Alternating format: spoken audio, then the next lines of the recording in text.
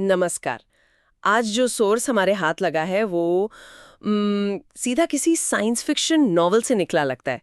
एक हथियार जिसका निकनेम है द डिस्कॉम्ब्युलेटर। नाम ही इतना अजीब है, तो सोचिए हथियार क्या होगा। ये सोर्स हमें जनवरी 2026 में वेनेजुएला के कराकस में हुई एक मिलिट्री रेड पर ले जाता है।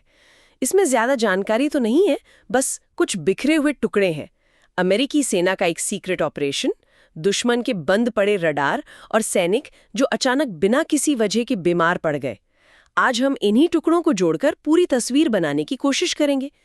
ये क्या चीज है जो एक ही झटके में मशीनों को अंधा और इंसानों को बेबस कर सकती है? चलिए इस रहस्य की तह तक चलते हैं। तो सबसे पहले इसी बात पर आते हैं जो सबसे ज्यादा चौंकाने वाली है।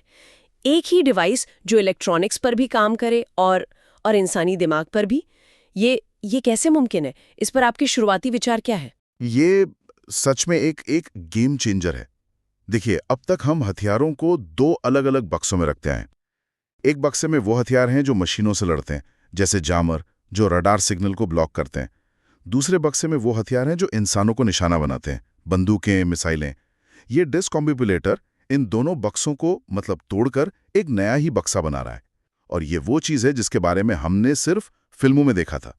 ये हमारी लड़ाई की रणनीति और उसके नियमों दोनों को जड़ से हिला देने की ताकत रखता है। ठीक है, तो एक एक करके इन टुकड़ों को जोड़ते हैं। सोर्स बताता है कि कराकस की उस रेड में अमेरिकी सेना को कोई फाइट ही नहीं मिली। वो बस आराम से अंदर चले गए। ऐसा कैसे हुआ? क्योंकि दुश्मन के सारे डिफेंस सिस्टम, रडार, रॉकेट, वो पूरी तरह ठप हो गए थे। और यहाँ एक शब्द बहुत जरूरी है। सोर्स में जैमिंग शब्द का इस्तेमाल नहीं हुआ, बल्कि कंप्लीटली इनऑपरेटिव, यानी पूरी तरह से निष्क्रिय लिखा है। इन दोनों में जमीन आसमान का फर्क है। जैमिंग का मतलब है कि आप दुश्मन के सिग्नल में इतना शोर भर दें कि उसे कुछ दिखाई सुनाई ना दे। यह एक अस्थायी असर है। मतलब उनकी स्क्रीन पर बस वो स्टैटिक आ गया होगा, है ना? बिल्कुल। लेकिन इनऑपरेटिव का मतलब है कि किसी ने मेन स्विच ही बंद कर दिया, या शायद उस सिस्टम का सर्किट ही उड़ा दिया। ये सिर्फ सिग्नल पर हमला नहीं है, ये हार्डवेयर पर सीधा हमला है, बिना किसी बम या मिसाइल के। हाँ, बिना किसी बम के।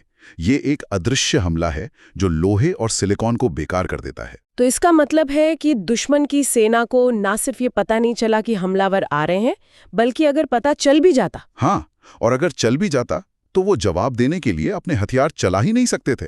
वो पूरी तरह से अंधे, बहरे और लाचार हो गए थे। एकदम सही। सोचकर देखिए, आज की कोई भी मॉडर्न सेना अपने इलेक्ट्रॉनिक सिस्टम के बिना क्या है? कुछ भी नहीं। रडार उनकी आंखें हैं, कम्युनिकेशन सिस्टम उनके कान और आवाज है, और मिसाइल डिफेंस उनकी ढाल है।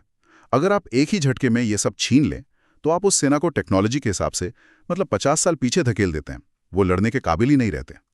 ये लड़ाई जीतना नहीं है, ये दुश्मन को लड़ने का मौका दिए बिना ही हरा देना है। एक मिनट, अगर ये हथियार मेटल और इलेक्ट्रॉनिक्स को फ्राई कर सकता है, तो फिर इंसानों का क्या? सोर्स तो कह रहा है कि सैनिकों पर भी इसका असर हुआ। ये बात कुछ हजम नहीं हो रही। और जो लक्षण बताए गए हैं वो बहुत अजीब हैं। ऐसा नहीं कि उन्हें कोई चोट लगी।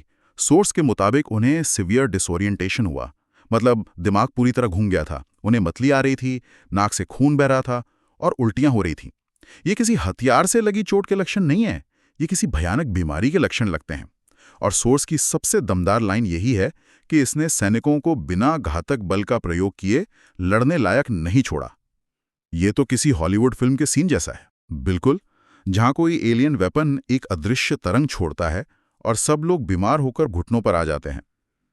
और यहीं पर आकर यह मामला बहुत पेचीदा हो जाता है। यहीं से नैतिक और कानूनी सवाल उठते हैं। हम उन हथियारों के नियम जानते हैं जो मारते हैं या घायल करते हैं, लेकिन एक ऐसे हथियार का क्या करें जो मारता नहीं, लेकिन इंसान को उसकी सोचने समझने की शक्ति से ही दूर कर देता है। उसे इतना बीमार और भ्रमित कर देता है कि वो खड़ा भी नहीं हो सकता। यह हथियारों की बिल्कुल नई कैटेगरी है। तो एक तरह से ये तो अच्छी बात हुई, जानें बच रही हैं, कोई मर नहीं रहा। इसे तो मानवीय हथियार कहा जा सकता है। सतह पर तो ऐसे ही लगता है, लेकिन सोचिए इसका दूसरा पहलू कितना खतरनाक है। अगर जंग लड़ने की कीमत जान से घटकर सिर्फ कुछ देर के लिए बीमार होना रह जाए, तो जंग शुरू करने का फैसला कितना आसान हो जाएगा, है ना? हाँ, ये तो है। जो देश पहले हमला करने से हिचकिचाते थे, वो अब कहेंगे अरे हम किसी को मार थोड़ी रहे हैं, बस कुछ घंटों के लिए उनका सिर घुमा देंगे। ये लड़ाइयों को रोक नहीं रहा, बल्कि उन्हें और ज्यादा आम बना सकता है। ये तो बहुत खतरनाक सोच है। मतलब युद्ध को कम हिंसक बनाने के चक्कर में हम उसे और ज्यादा बाहर होने वाला बना सकते हैं। बिल्कुल, ये एक ऐसा कम हिंसक विकल्प है जो युद्ध के लिए दरवाजे और ज्यादा खोल सकता है। जब हिंसा का नतीजा मौत नहीं, सिर्फ असुविधा हो, तो हिंसा करने की झिझक भी कम हो जाती है। तो फिर असली सवाल पर आते हैं, ये काम कैसे करता है? एक ही डिवाइस मशीनों को कैसे जला सकता है और इंसानों को बीमार कैसे कर सकता है? सोर्स कहता है कि टेक्नोलॉजी क्लासिफाइड है, लेकिन एक्सपर्ट्स के पास कुछ थ्योरीज हैं। दो मुख्य संभावनाएं बताई गई हैं। एक है हाई पावर माइक्रोवेव या HPM टेक्नोलॉजी और दूसरी है एडवांस्ड इलेक्ट्रॉनिक वॉरफेयर यानी EW। हाँ, तो दो थ्योरी हैं। एडवांस्ड EW आमतौर पर दुश्मन का सिग्नल को जैम करने या धोखा देने पर काम करता है। एक तरह का डिजिटल धोखा है। लेकिन जैसा हमने पहले बात की, सोर्स कह रहा है कि सिस्टम पूरी तरह से निष्क्रिय हो गए हैं। Completely inoperative. हाँ, ये सिर्फ जैमिंग नहीं है, ये हार्डवेयर को फ्राई करने जैसा है। इसीलिए ज्यादातर विशेषज्ञ HPM पर दाव लगा रहे हैं। HPM यानी हाई पावर माइक्रोवेव? ये सुनने में घर के माइक्रोवेव ओवन जैसा लगता है। और आपकी सोच काफी हद तक सही है।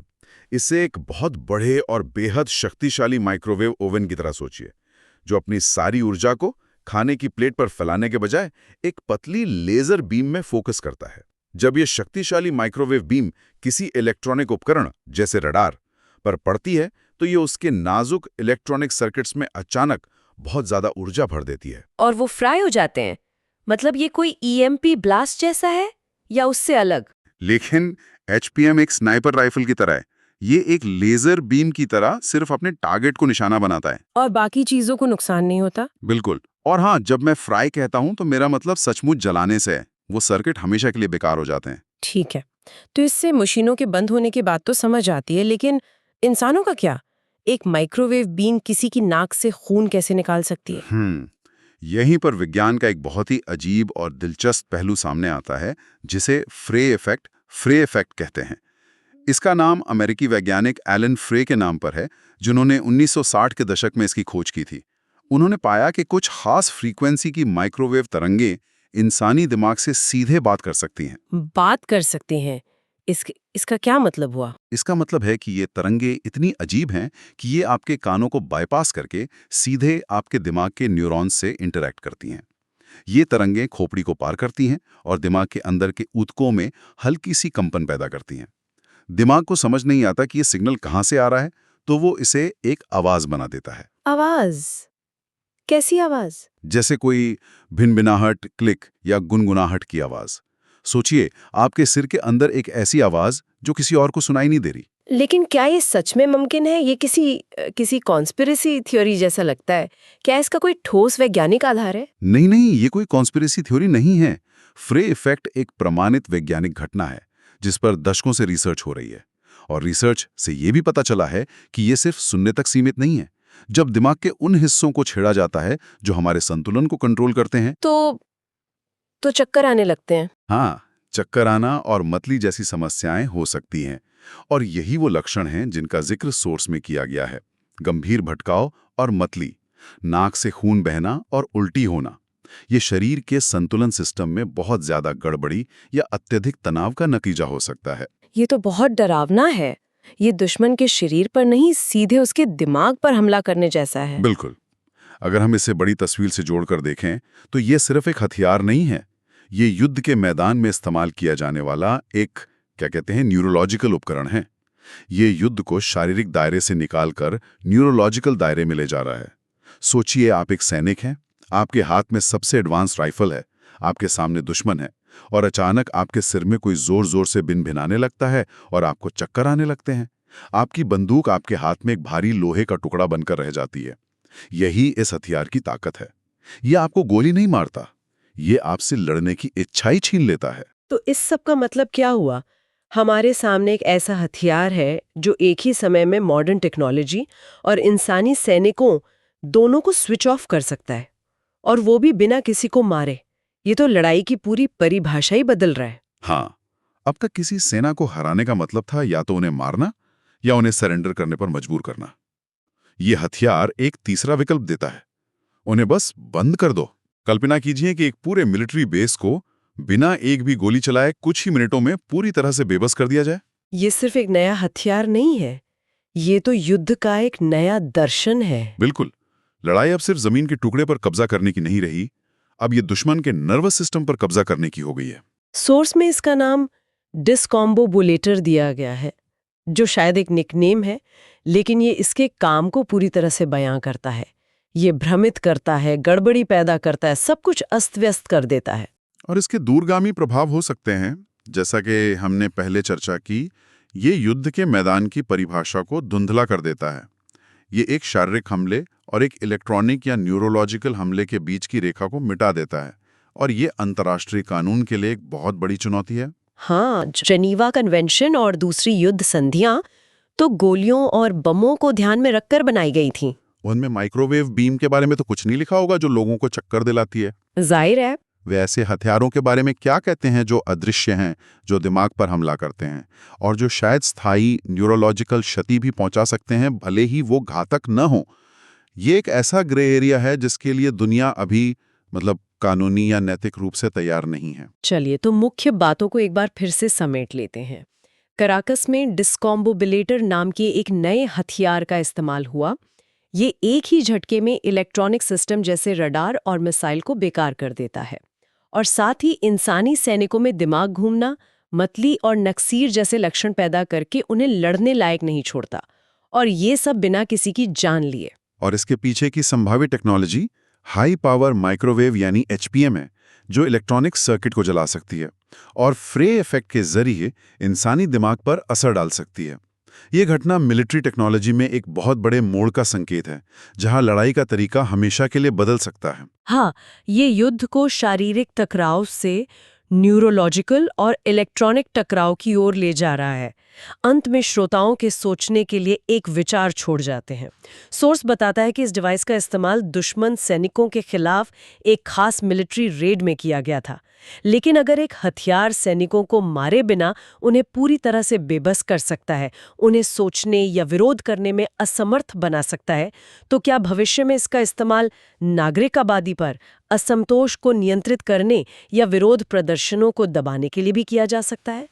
जब कोई हथियार घातक न हो लेकिन फिर भी गंभीर शारीरिक और मानसिक पीड़ा दे, तो उसकी नैतिक सीमाएं कहाँ तय होती हैं?